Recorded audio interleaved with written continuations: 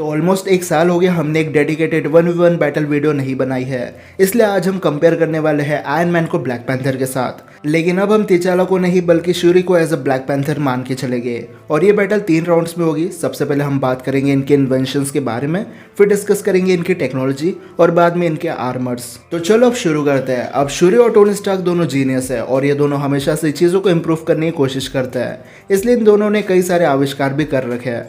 सबसे पहले बात करें टोनी स्टार्क की, तो टोनी स्टार्क ने तो सबसे पहले एक एलिमेंट बना रखा है जो उसने आर्क रिएक्टर में लगा दिया था ताकि उसकी जान को खतरा ना हो। देन सिविल वॉर में टोनी के पास एक रिस्ट वॉच देखने मिली जो गोल्ड टाइटेनियम से बनी थी और टाइम दिखाने के साथ ये घड़ी एक रिपल्सर में ट्रांसफॉर्म हो जाती थी जिससे Tony Stark sonic beam shoot कर सकता था और ये चीज़ काफ़ी हद तक बुलेट प्रूफ भी थी। फिर एक टाइम पे टोनी अपना टेली हेडसेट का यूज़ करके मार्क 44 को कंट्रोल किया करता था।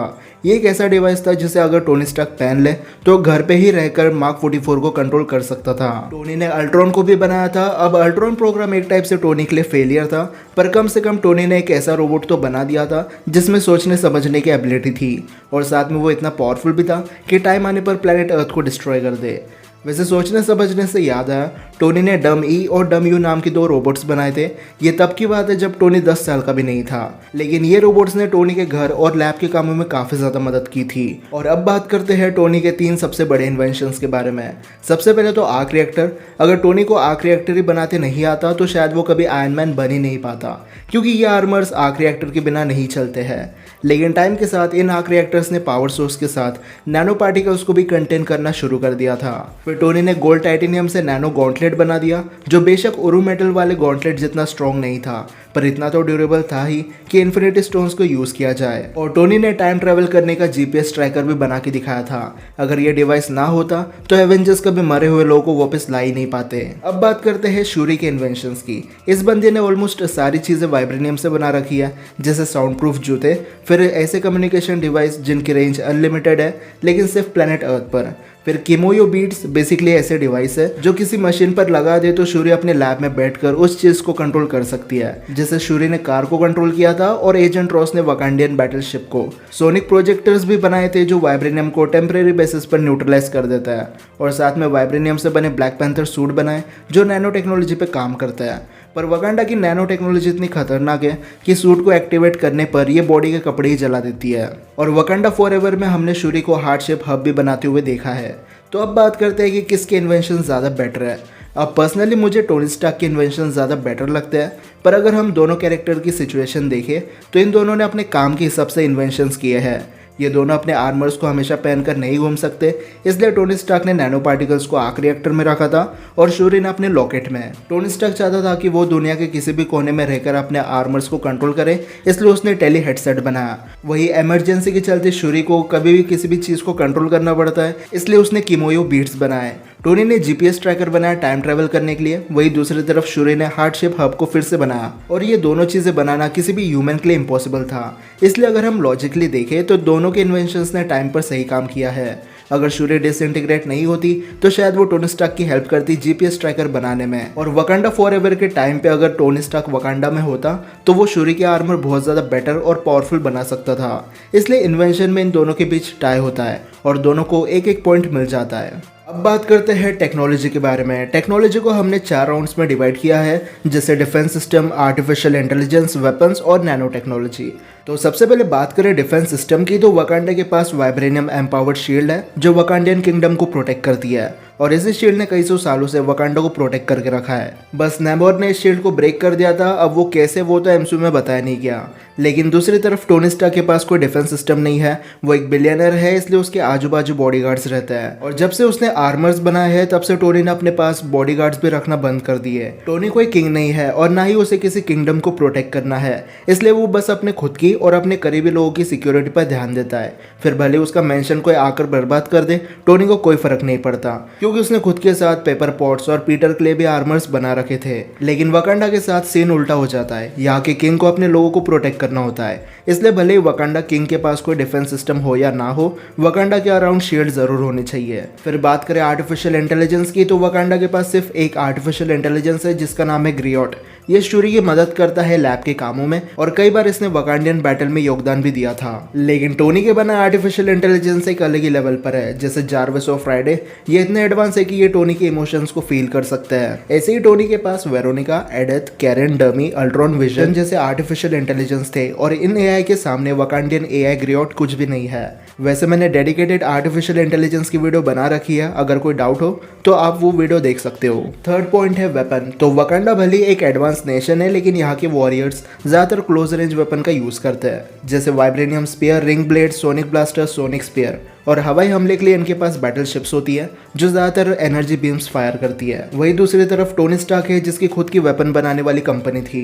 आयरन मैन 1 में हम देख चुके हैं कि जेरिको मिसाइल कितनी खतरनाक थी और वॉर मशीन तो चलता फिरता वेपन का भंडार है। इन्फिनिटी वॉर की वॉर मशीन फाइट में वो दुनिया भर की वेपन्स को आउटराइडर्स पर यूज कर रहा था। और मार्क 50 में तो नैनो पार्टिकल से बने हथियार थे, जैसे plasma laser, sonic cannon, repulsor, missiles. और नैनो टेक्नोलॉजी की वजह से ये सारे वेपन टोनी के सोचने पर क्रिएट हो रहे थे। लेकिन कंक्लूजन पर बढ़ने से पहले हम दोनों के नैनो टेक्नोलॉजी की भी बात कर लेते हैं। अब ब्लैक पैंथर की नैनो टेक्नोलॉजी काम करती है वाइब्रेनियम से और सिर्फ सोचने पर नैनो टेक्नोलॉजी को एक्टिवेट कर सकते हैं। वाइब्रेनियम नैनाइट्स काइनेटिक एनर्जी को एब्जॉर्ब करके रिलीज कर देते हैं और अगर सूट को डैमेज हो जाए तो वाइब्रेनियम और नैनो पार्टिकल्स उस पार्ट को हील भी कर देते हैं। वही टोनी स्टार्क के बनाए वो आर्मर्स जो नैनो टेक्नोलॉजी पर काम करते हैं, वो भी डैमेज होने पर खुद को हील कर सकते हैं। टोनी भी अपने आर्मर्स को सिर्फ सोचने पर एक्टिवेट कर सकता है और ब्लैक पैंथर की तरह टोनी के नैनो पार्टिकल्स एनर्जी को तो एब्जॉर्ब नहीं कर सकते, पर टोनी अपने नैनाइट से वेपन्स और ब्लेड्स बना सकता है। उड़ने के लिए थ्रस्टर्स और अटैक करने के लिए मिसाइल भी बन जाती है। इसलिए अगर बात करें किसके नैनो टेक्नोलॉजी ज़्यादा बेटर है, तो मेरे ओपिनियन से वो टोनी स्टार्क की है, क्योंकि टोनी के नैनो पार्टिकल्स भले गोल्ड टाइटेनियम से बने हैं, लेकिन वो ज़्यादा वर्सेटाइल और ड्यूरेबल है। तो अब बात करते हैं कि टेक्नोलॉजी राउंड का विनर कौन है। तो डिफेंस सिस्टम अगर इंडिविजुअल वाइज देखा जाए तो टोनी का बढ़िया है और अगर नेशन वाइज देखा जाए तो वकांडा का बेटर है।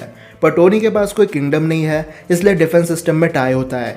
देन वेपन्स में टोनी स्टार्क बेटर है क्योंकि उसके पास क्लोज रेंज और लॉन्ग रेंज दोनों टाइप के वेपन्स है। आर्टिफिशियल इंटेलिजेंस भी टोनी स्टार्क की ज़्यादा एडवांस है और जैसा कि अभी हमने डिस्कस किया, नैनो टेक्नोलॉजी भी टोनी स्टार्क की ज़्यादा बेहतर तरीके से काम करती है। इसलिए टेक राउंड का विनर आयरन मैन बन जाता है और इसीलिए उसे 1 पॉइंट भी मिलता है।